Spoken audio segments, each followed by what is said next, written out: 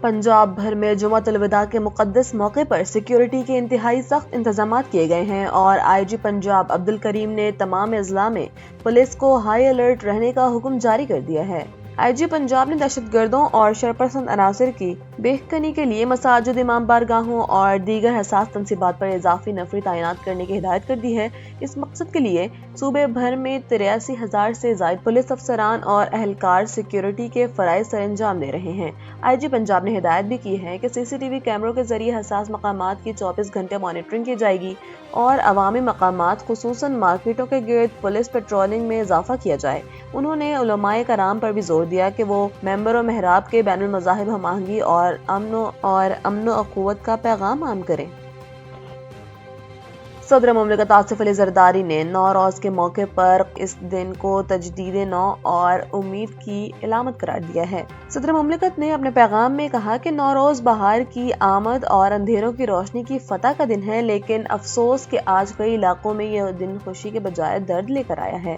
انہوں نے افغانستان کے دیگر جنگ زدہ علاقوں کی صورتحال پر تشویش کا اظہار کرتے ہوئے کہا کہ وہاں پھولوں کے بجائے ملبہ اور خون کے سائے ہیں۔ صدر زرداری نے خاص طور پر افغان عوام کے لیے نیک خواہشات کا اظہار کیا جنہیں اپنے روایتی تہوار نوروز منانے سے محروم رکھا جا رہا ہے۔ اس کے ساتھ ہی صدر مملکت نے پاکستان سٹیزن شپ بل سمیت دیگر اہم قانونی ترامیم کی منظوری بھی دے دی ہے۔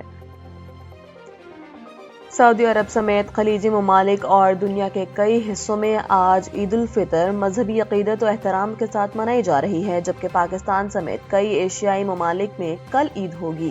سعودی عرب میں عید کا آغاز روح پرور اجتماعات سے ہوا، جہاں مسجد الحرام اور مسجد نبوی صلی اللہ علیہ وآلہ وسلم میں لاکھوں فرزندان اسلام نے نماز عید ادا کی۔ اسی طرح فلسطین میں مسجد اقصی میں بھی ہزاروں مسلمانوں نے عید کی نماز ادا کی۔ دبئی، قطر، بحرین، کویت، ترکیہ اور یمن میں بھی آج عید کی خوشیاں منائی جا رہی ہیں۔ آسٹریلیا میں بھی آج ہی عید ہے، جہاں وزیر اعظم انتونی البانیسی نے سڈنی کی مسجد میں عید کی تقریب میں شرکت کر کے مسلم کمیونٹی کو یکجہتی کا پیغام دیا۔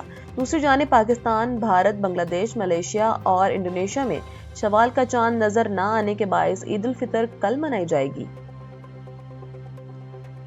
امریکی صدر ڈونلڈ ٹرمپ نے ایران کے ساتھ جاری کشیدگی اور جنگی صورتحال کو شطرنج کے ایک بڑے کھیل سے تشبیہ دیتے ہوئے ایرانی قیادت اور عوام کی ذہانت کا اعتراف کر لیا ہے۔ صدر ٹرمپ نے اپنے تازہ بیان میں کہا ہے کہ ایران کے خلاف جاری فوجی اور سفارتی محاذ کو انتہائی پیچیدہ قرار دیتے ہوئے ہم بہت ہوشیار اور اونچے درجے کا آئی کیو رکھنے والے لوگوں کے خلاف شطرنج کھیل رہے ہیں۔ ان کا یہ بیان ایک ایسے وقت میں سامنے آیا ہے جب خطے میں توانائی کی تنصیبات پر حملوں کے باعث صورتحال انتہائی کشیدہ ہے۔ اس سے قبل صدر ٹرمپ نے واضح کیا تھا کہ اسرائیل نے غصے میں آ کر ایران کے ساؤتھ پارس گیس فیلڈ کو نشانہ بنایا، تاہم انہوں نے ایک نئی ڈیل کی طرف اشارہ کرتے ہوئے کہا کہ اگر ایران قطر کی گیس تنصیبات پر دوبارہ حملہ نہیں کرتا تو اسرائیل بھی ایران کے گیس فیلڈ پر مزید حملے روک دے گا۔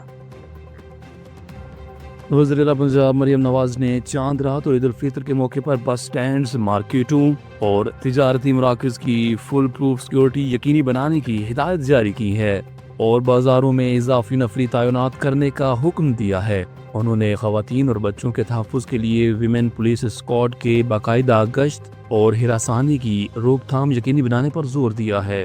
بازاروں کی نگرانی کے لیے ڈرون کیمروں اور رات کے اوقات میں نائٹ ویژن دوربین کے استعمال کی ہدایات بھی دی گئی ہیں۔ چاند رات پر ون ویلنگ کے خلاف سخت کریک ڈاؤن، جبکہ اے ٹی ایمز اور بینکوں کے اطراف سیکیورٹی بڑھانے کا حکم دیا گیا ہے۔ پولیس اور ٹرانسپورٹ حکام کو بس اسٹینڈز پر مسلسل مانیٹرنگ اور کرایہ نامہ نمایاں کرنے کی بھی ہدایت جاری کی گئی ہے۔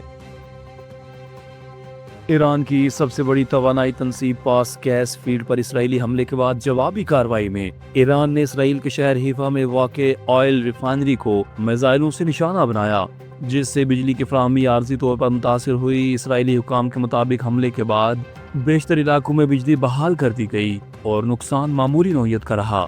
وزیر توانائی ایلی کوہن نے کہا کہ کسی بڑے انفراسٹرکچر کو شدید نقصان نہیں پہنچا۔ دوسری جانب ایران نے واضح کیا کہ وہ اپنے توانائی منصوبوں پر حملوں کا بھرپور جواب دے رہا ہے اور خطے میں میزائل اور ڈرون حملے جاری ہیں۔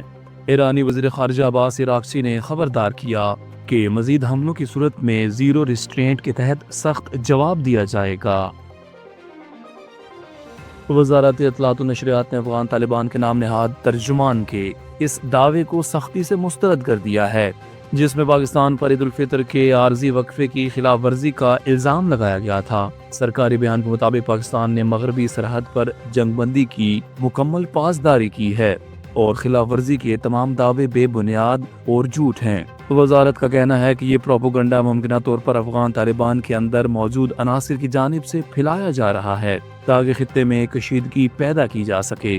بیان میں واضح کیا گیا کہ اگر افغان طالبان یا ان کی حمایت یافتہ عناصر کی جانب سے کسی بھی قسم کی دہشت گردی یا سرحد پار حملہ کیا گیا تو عارضی وقفہ فوری ختم کر دیا جائے گا اور آپریشن غضب الحق مزید شدت سے دوبارہ شروع کیا جائے گا۔